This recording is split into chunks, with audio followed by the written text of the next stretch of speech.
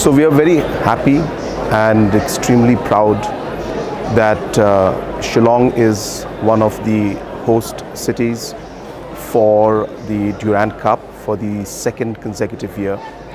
And this is, as I said, a great moment for us.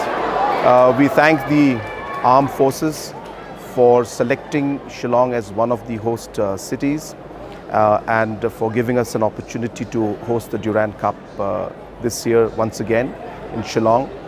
And also Shillong, as you all know, is a football-loving city. Meghalaya state is a state where most of the population out here loves football.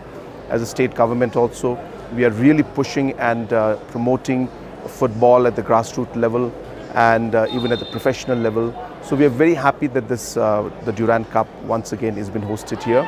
And as we're witnessing the first match between the Malaysian Armed Forces and our own Lajong club out here, football club. I'm very happy, and of course I'm here to support Lajong today in this very, very important match. So once again I would like to thank the Armed Forces for giving Shillong and Meghalaya the opportunity to once again host the Durand Cup.